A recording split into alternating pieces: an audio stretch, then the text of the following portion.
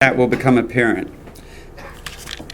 Yes, I do. My name is Jeff Wedgwood, and I'm the teacher for the Scientific Evidence for Evolution class, and this is class 6 on May 10th, 2011. I wanted to tell you that I have been putting up on YouTube the audio recordings from the last class. I broke it up into 10-minute segments because that's what YouTube likes. And when I've gone through there and I've inserted images so that essentially you have the images from the handout and images that I've drawn on the board while you're listening to me talk. I've only put up parts 1 and 2, so only 20 minutes of the, I think there's 7 pieces actually, because it takes about an hour per edit to do so. But I hope by the end of the week that I will have the same thing done for this class, and then I'll go back and try and do it for all the other classes. The reason being that the page on my website won't let you stream and won't let you watch the videos. The only thing you can do is download them and then play them, which is a royal pain for anybody, and I acknowledge that freely. I had an announcement I wanted to make today. We have 2 classes left. We're doing this one on inheritance, chromosomes, and DNA, and then the next one is on DNA in detail once you've gotten all this into your head. And then the last class is your choice. Either we skip it and say, we've had enough, I can't bear it to have any more, or you can let me know if there's a specific area that you want.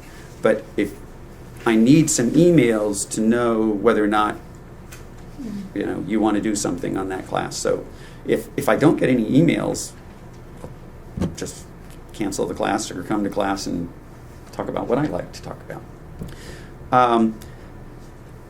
Okay, today's experiment is one which takes a while, so I'm sort of doing it while we go.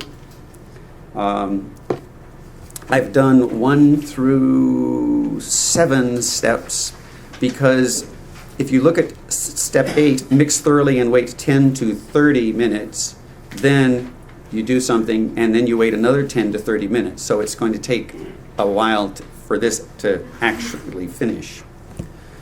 What I've done is I've taken a overly ripe banana and scooped off about 1 or 2 tablespoons of the banana itself.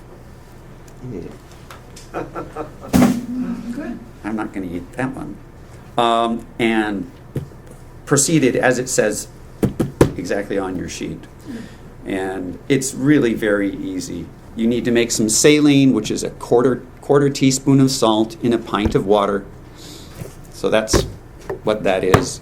You need some meat tenderizer, and you need some 91 or 99% ethyl isopropyl alcohol, which you keep in your freezer to keep cold because that helps the separation process.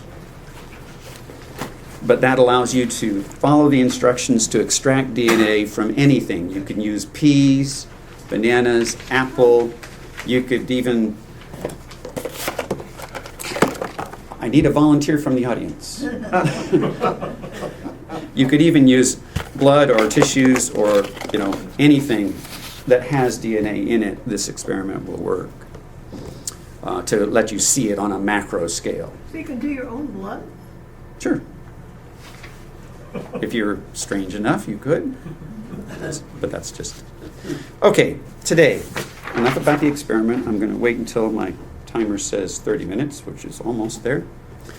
Today, we're talking about inheritance. Let me recap briefly for you the big items in terms of the classes before this. Darwin said that he felt that there was variation in inheritance. That is, children weren't the same as their parents, and that there was a difference between survival to reproduction amongst those children, which he called natural selection. So in modern times, we've made it great. I would not be alive because I have asthma if there weren't modern medicine. I would have been one of those ones that would have died before I reproduced. So human beings are changing the way that inheritance and natural selection occurs by using medicine to extend lives and to save people's lives. I was in the hospital with pneumonia in 2007, and if it weren't for modern medicine, I would have died then too. There's a section in the beginning of your handout about inheritance. People had no idea how inheritance worked. All they knew was that women only got pregnant after men had sex with them. That was the only thing they knew. Then they did some microscopic studying, realized that men have sperm and women have ova, eggs. And then they had to decide, well, what if a sperm and an egg meet, what does that mean? And there were people who thought there was a little intact human being curled up inside the head of the sperm. It was a very chauvinist time, time of the century. And that once it gets into the egg just feeds it, basically, to allow it to develop. Other people thought it was the egg that had that thing, and that the sperm only brought what they called the spark of life. And so you can see that was the thinking in Darwin's time. He had no clue about inheritance based on plant life like the Gregor Mendel. Mendel's work was published and was available at the time that Darwin came out with The Origin of Species, but nobody paid attention to it. And so it sat there really undiscovered until, I believe, the 1930s or 40s. I wanted to mention to you, bottom paragraph, Mendel described F1, 2, and 3 generations, and I apologize for not telling you what that meant. The F1 generation is the first generation of pollination. Then you have the children, and then you have the grandchildren, F2, F3, and you also can cross back a parent with a child or a parent with a grandchild, well, bad choice of words, in terms of plants, to see if you had a wrinkly pea and a smooth pea, and you put them together, and you ended up with smooth peas. Well, if you took those smooth peas and mated them with the smooth peas again, you would find out that you would actually get about, I believe it's 1/4 which were wrinkled and 3/4 which were not.